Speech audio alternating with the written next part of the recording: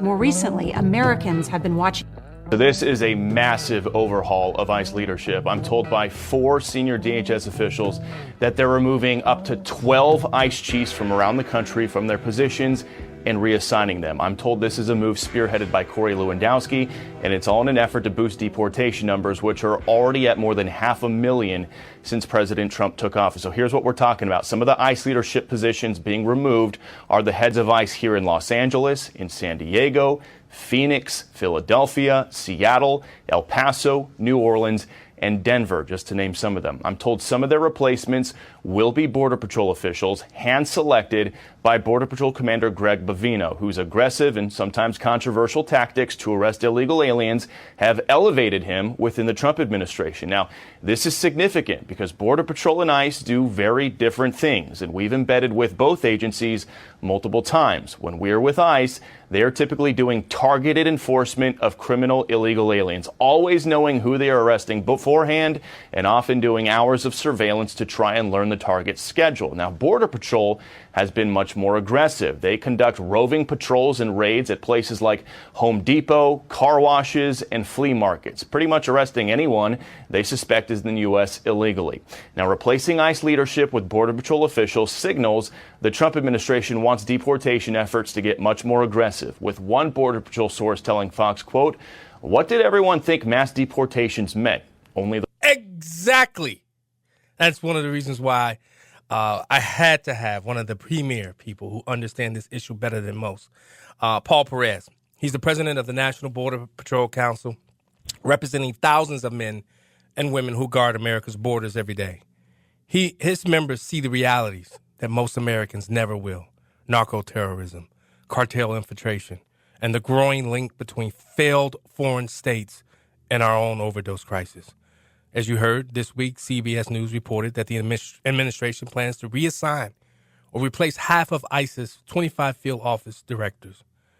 But, you know, there's a story that the mainstream media, the only thing they're reporting on is the strike on these boats. One that has ties to Venezuelan drug boats, cartel supply chains, and even our northern border with Canada into a single complex web of threats. I would never forget when I was a police officer seeing a lot of these different things. Joining me now is Paul Perez. Paul, welcome to Detroit's Morning Answer. Thank you. It's good to be with you. You know, I've every time I see you interviewing, I'm like, I got to get this guy on the show, because I mean, not only are you able to truly get the American people to understand the issue. Now, what's going on with this reshuffling of ICE leadership to intensify these deportations? They want to go from roughly 1,000 arrests per day to a target of 3,000. Paul, from where you sit, what's the real reason for this shakeup? Is this a performance correction, or is this political optics to show movement on border security? So what I think it's a number of things, but Border Patrol agents and ICE officers, they do a similar job, but you know, our job entails a lot more. You know, our Border Patrol Academy is one of the toughest law enforcement academies in the country. And so our agents are trained on all aspects of law enforcement work, including targeting, including going after making mass arrests and you know, civil disobedience. So our agents, our officers, they're very well trained to do the job. And so if you heard President Trump on 60 Minutes last night, one of the things he said when they asked him, "Do you think they're going too far?" He said, "I don't think they're going far enough." Here's the thing: President Biden allowed millions of people into this country legally, and President Trump campaigned on a promise to mass arrest and remove all the people from the United States that shouldn't be here. That's what Border Patrol has been doing. And yes, we have been we've been going after you know, specific targets, targeted enforcement, but there are going to be people that get you know, swept up in these sweeps because they're illegal and they don't belong here in the country. So we're not going to turn a blind eye. But if you see the videos, if you see everything that's going on, these are interactions with U.S. citizens that are doing everything they can to impede and interfere with our lawful actions. And so when you see these videos of our agents taking people out of vehicles or getting into scuffles, those aren't even the people that we're going after. Those are the people that are interfering. And so they're getting arrested as well. Those are U.S. citizens. They're mainly, Democrats that hate President Trump, that want to do everything they can to stop us from doing our lawful duties. And so it's not the rhetoric that they're talking about, but what they're doing is they're doing everything they can to normalize that type of action against law enforcement officers. It's very dangerous. People have been killed already. People have been hurt. And until it stops, we've got to continue doing our job. And what a hell of a job you guys are doing. As I sit and watch it, I guess I see it from a different perspective because I am former law enforcement. I was a city cop and I was a sheriff's deputy. So I understand the nature of what you guys are doing. But you said something that I thought was key. The media is not making that distinction, though, what you just said.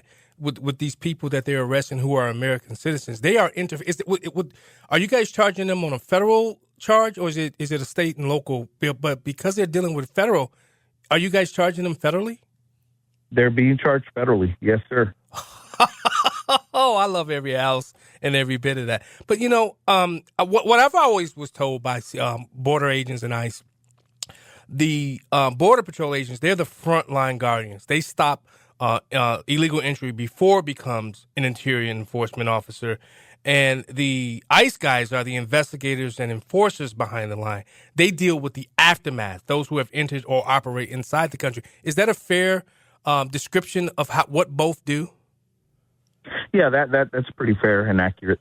Oh, okay. Because so many people don't understand it. So when they see ICE out there, that's their job. That's their role. So with this shakeup, what is it about the job that ICE is doing that you think Trump and what's the name? The guy's name, Lewandowski, they said is the brainchild behind it. That's probably not true. But what do you think they're seeing that they need the component that Border Patrol does a little bit better than ICE, and that's the reason why the shakeup? What do you think that is? Well, we have larger numbers. We're obviously bigger than ICE, and we train together. So our agents, wherever they're from, whatever sectors they come from on the northern and southern border, they train together. They're trained in these tactics to go after. Look, they took down an entire apartment building, and they did it alone, pretty much with backup from other agencies. But we train together. We're constantly in a training environment, where we train for these things. So we can make these things happen with little to no advance notice. And so that's the difference between us and ICE, where, they may have 3 or 4 agents in a field office where we may have 120 in a field office. And so our guys know each other, they know our tactics, and we can be a lot more effective when we're working together.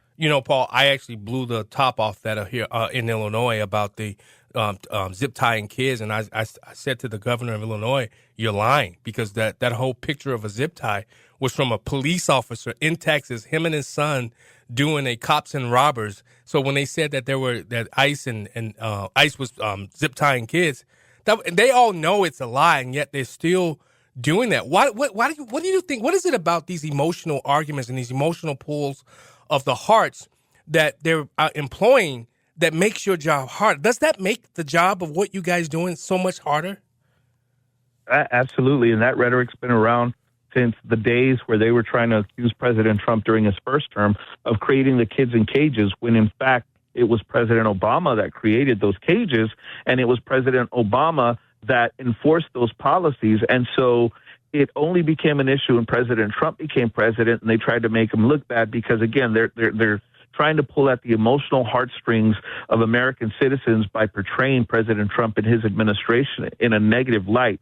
But once they realized that it was not Trump and it was instead Obama that created the kids in cages, they didn't stop. They continued. Even though they knew it was wrong. It's the same thing here, where you pointed out that the child was zip-tied, had nothing to do with ICE or Border Patrol, and they were still using it. The governor was still using it. So that's the type of rhetoric that becomes dangerous because, again, they're pulling at people's heartstrings, trying to make us look like we're these jackbooted thugs, when in fact we're enforcing the law. we've got body cams. We can show everything that's going on. Oh, they said you don't. They routinely look at these things, and so you'll see that our agents and officers are being attacked every day. They're being doxxed. They're coming after us, and it's not the people that we're going after. It's these other people that are interfering and impeding our operations. Yeah, no, you must not be truthful, because they say that there is no body cam footage. You don't know who these people are. You guys are kidnapping people off of the streets, Paul. That's what's really happening. You hear how I'm being sarcastic with this, but so you're saying that you guys do operate with body camera? Yes, sir. You can see all of our agents and officers out there. They're wearing body cams, and so we've had body cams for a couple of years. Look, I'm personally, I'm not a fan of body cams. Me neither. But we've had body cams for a few years. Not every agent is outfitted with a body cam, but if you look at the videos, you look at the footage, these officers, these ICE officers, these Border Patrol agents are equipped with body-worn cameras. So, Paul, this is I talked with President Trump's communications director, who created the rapid response. We need help. Those of us who are here trying to defend you guys and the work that you guys are doing. Can you guys create a rapid response where these type of things can be put out there so that we can push it out and say, guys, no, they're lying to you. Here's the actual footage. Here's the actual information. We need like a place where we can show people who's being arrested, what they're being tried for, why these criminals and these animals that you guys are going after need to be off the street. Can you guys develop something like that? Yeah, I'm sure we can, and I can definitely talk with our headquarters and communications people about that. We need that. I'm telling you, we need that bad, because Homeland is starting to show who they're arresting. But the videos, like what happened with this lady in Broadview, this lady that's running for Congress, who's they're saying that she allegedly put pig on top of the car. Video would be amazing for that. To show just how bad these people are. And it's not always the guys you guys are putting in cuffs. I have been seeing people like her who are pushing back, slapping and punching and throwing things at ICE agents and Border Patrol agents. I mean, this has to stop, because, listen, man, all it's going to take one of the ICE agents, one of the Border Patrol agents to die like it's happened in Texas. I am getting so flustered and frustrated with this, Paul. I'm sure you can hear it in my tone. Yep. Yeah, and unfortunately, they took some shots at some of our officers there in Dallas, and they wound up killing, the illegal aliens that were being deported. Yes. And so, the thing is, it's not going to stop. Unfortunately, it's going to take an action like that. But here's a promise that President Trump has made. Whether it's a cartel operative, whether it's a lone wolf, or whether it's one of these fools that are out there going against our agents and officers, if one of our agents or officers is killed, there's going to be hell to pay. Yeah, I can tell you that. Now, Paul Perez, while the southern border dominates headlines, this is the Detroit's Morning Answer Show, so it's Michigan. The U.S.-Canada border is 5,500 miles long, I believe, and it's far less fortified. Is the northern front being overlooked in our national strategy? Not at all. Not at all. I can tell you we've devoted many resources, a lot more than what President Biden has ever devoted, any other president has ever devoted. We're deploying manpower. We've got technology. We've got so many things up on the northern border that we're not turning a blind eye to it. We're concerned about any vulnerability, whether it's on the coast, whether it's on the southern border or the northern border. And I can tell you, without a doubt, we are taking the northern border serious, because it's very, very easy to get into Canada from other countries. And so we make sure that we devote as many resources as we need up there on the northern border. I think about these sanctuary states. Thank God Michigan is not a sanctuary state per se. Some cities are. But, when you look at how under the previous administration, there was a schism, a wall built between ICE, CBP, and Border Patrol. What would a truly unified border command look like? One where ICE, CBP, and Border Patrol work as a single organism instead of three bureaucracies. So do you think it needs to have those walls up? So I can tell you, under the leadership of our current DHS Secretary, Kristi Noem, we've never had more support, amongst the three agencies than we have with Secretary Noem, because she knows how to get things done. As a former governor, she was instrumental in helping Texas, defend our southern border when the Biden administration turned its back on the border. And so her leadership has very, very much shown through and came through for us. So she's made sure she's in daily contact with the commissioner of CBP, with the chief of Border Patrol, with the head of ICE, and all these other agencies, in conjunction with working with our great Attorney General, Pam Bondi. They're making sure that this is a whole of government approach. And I can speak for within DHS. She's very well respected. She's a go-getter, and so she means what she says. She's just like President Trump. If she says she's going to do something, she's going to follow through and make sure that it gets done. And so everybody has a ton of respect for her. They know to follow her guidance and leadership, and she's done everything that she needs to be doing to make sure that the agencies work together. And I see the enemies of what you guys are trying to do, like here in the state of Illinois, where they're saying that you guys can't wear masks. I mean, you guys can't wear masks. Now they just passed something in the veto session where you set up operations. If I'm Border Patrol, if I'm anybody from you guys' organization, I'm completely ignoring them. Do they understand the power and weight of the federal government as it relates to trying to interfere with the actions that you guys are trying to do on behalf of the American people? Look, that's political theater, and they know that. They can't interfere with our duties. They need to take lessons about the supremacy clause of the United States federal government and understand that they cannot dictate how we're going to perform our operations. They cannot dictate our uniforms. They can't dictate whether we do or don't wear masks. And we're having to wear masks because of what they're doing out there, what they're trying to do to dox our agents, to go after our agents and their families. And so we've got to do what we've got to do to protect ourselves.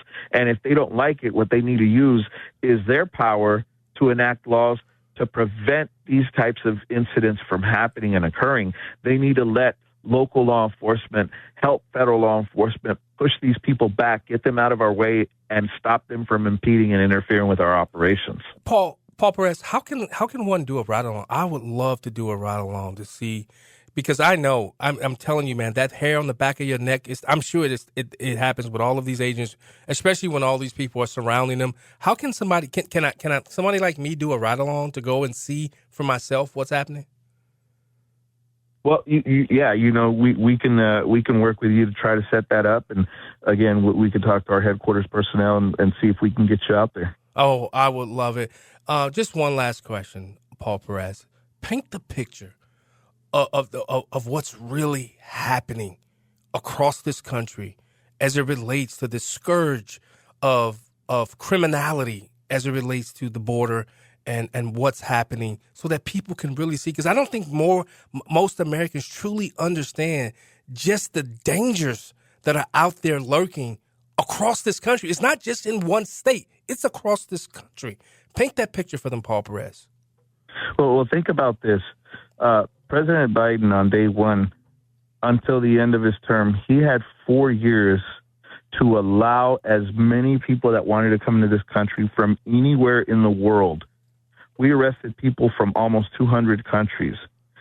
Many of these people that came into this country had criminal records. They were released. When President Trump talks about them releasing people from their prisons and mental institutions, that's not rhetoric. That's truth. We've seen it. We've come across it.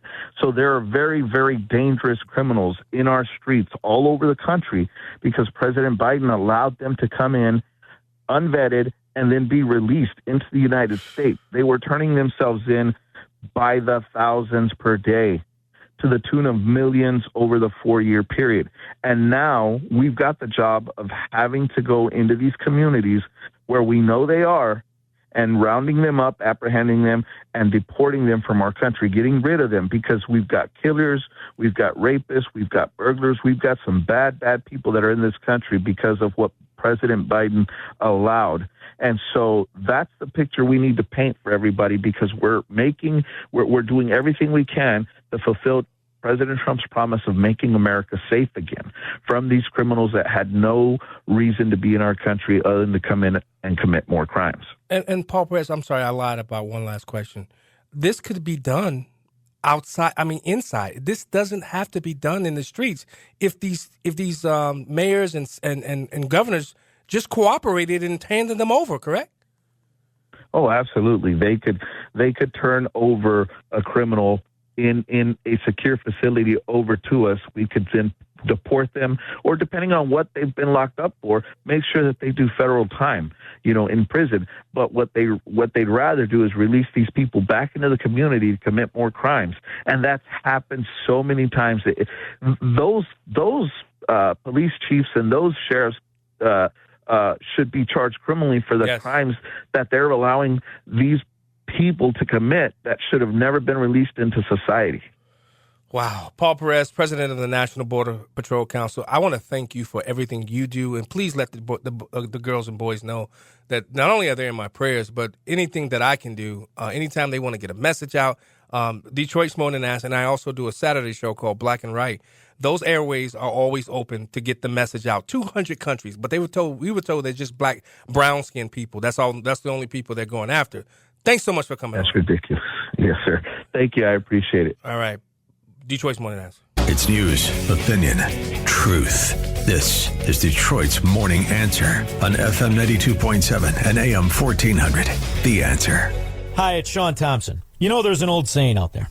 Small hinges swing big doors. In other words, doing little things right can have a big result. Tom Fortino and the team of Alpha Wealth Group have been helping people retire since 2010 and have found that while many have an investment plan, very few have a tax plan. And that can be the element that makes a huge difference when it comes to money you'll have to spend in your retirement. What if you had a plan that protected you against future tax increases by the government? What if it kept your Social Security taxes from going up, all while keeping your Medicare premiums down? It is possible, and that's just the beginning. What kind of hinges are on your retirement door? You either have a tax plan or you don't. Call Tom Fortino and the team at Alpha Wealth Group today at 630-864-6711. That's 630-864-6711. Or download his complimentary Alpha Wealth reports by visiting alphawealthgroup.com. Welcome back to Detroit's Morning Answer. Guys, you got to download and share that, because I know Paul's going to put this up on YouTube, Detroit's Morning Answer. He puts the interviews of each guest that comes on. So go to Detroit's Morning Answer on YouTube. Share this interview, because I really do believe that was remember, he said they've sent people from over 200 countries, but we were just told that it's only brown people that they're going after. 200 different countries? Come on. And these are the people that Joe Biden, you saw them on the trains. You saw them coming in pickup trucks, semis. And President Trump said he does believe it's 25 million people plus that have entered this country. I want to thank you guys for joining in today. Sorry I wasn't able to take calls, but, I still have fun. Easy E, thank you so much for coming in. Paul will be back tomorrow. Yay. Guys, we'll see you bright and early tomorrow morning, 7 a.m. David W., we out.